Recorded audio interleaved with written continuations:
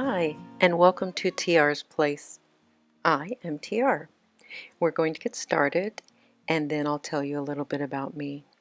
I'm going to be making this masked sunset card using Distress Oxide inks. I went ahead and cut a circle in a piece of scrap cardstock with my Gemini Junior. After taping everything securely down, I blended the oxide inks. I used wild honey, tumbled glass, and peacock feathers in that order, going back and forth between each color to get a smooth transition. My brushes are just makeup brushes from Amazon. So as I'm blending this out, I will tell you a little bit about me and my plans for this channel. I'm originally from Idaho, but I have lived the last 30 plus years in upstate New York. I'm happily married for the past 23 years. I have one son, two grandsons, and I am the mother-in-law of Wonder Woman. Most of my life I've worked in healthcare, but I'm currently working as a cashier part-time. I enjoy working with the public and meeting their needs as they arise. I've always enjoyed doing crafts, but I started doing it more seriously about 20 years ago. I started out making scrapbooks for myself, and I also did it as a small business hobby for a couple of years. A friend of mine then introduced me to card making, and I've never looked back. This past year, I've watched a lot of wonderful ladies make cards and crafts here on YouTube. I enjoy helping my friends in real life make cards they are proud of, and I thought, why can't I share this on YouTube? So here I am. My plans and goals for this channel is to simply help you create beautiful cards. You can do this. I'm not going to make a commitment to a weekly video at this time. I just want to have fun sharing and getting to know you. So please leave in the comments below any tips or comments, encouragement, things you would like to see. Maybe I know something about it and can include that in some upcoming videos. Alright, I used an old close to my heart stamp set, Treasured Life, after I felt like the blending was pretty much as smooth as I could get it on this cardstock. I got out my stamping platform, and I'm so glad that I did, because I had a little trouble getting a good, clear image. Using the platform lets you stamp in the same place many times accurately. It also has a grid on it to help you align your stamps nicely.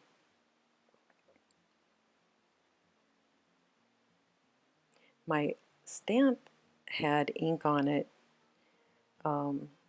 It's beyond this in the video, but I didn't want to put it directly onto my blended image and possibly ruin it. So I just used a piece of clear plastic that I had on my desk, laying it over the image, and then putting the door down and picking up the stamp.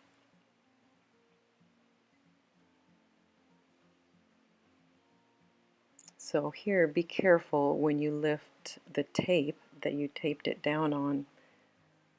As you can see, that sometimes it will tear your paper. And look at that reveal. Nice. That's always one of my favorite parts. So, I cut a piece of black cardstock, 8.5 by 11, in half at 4 1/4, then in half the other way, making it 4 1/4 by 5 1/2. I didn't show it, but I also cut off another 1/4 of an inch each side making it 4 by 5 1/4 so that I would have an 1/8 of an inch white border around the outside when I placed the panel down onto the card base. Then I trimmed the inked panel down to 3 3/4 by 5. I wanted just a slight black border, plus having this full piece of black behind the image makes the card a little more substantial.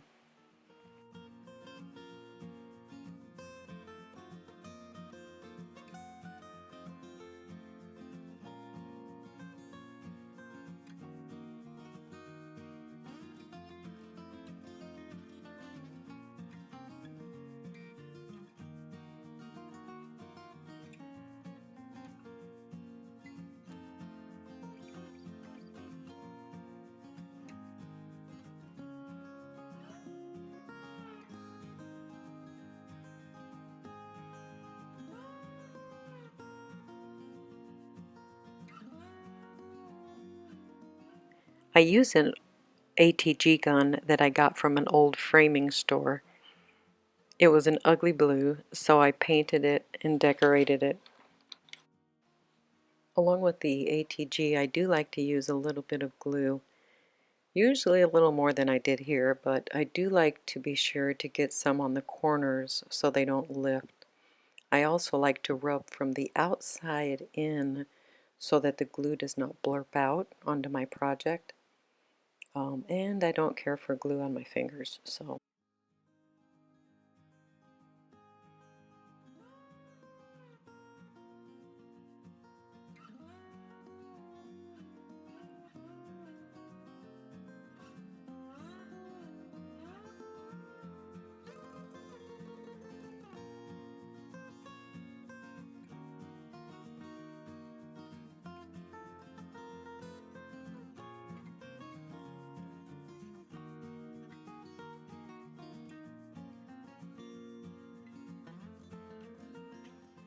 Alright, so lastly, I am adhering my decorated panel to a 5 1/2 by 4 1/4 card base. And I do hope you enjoyed the time we've spent together and hope you return and we can learn together.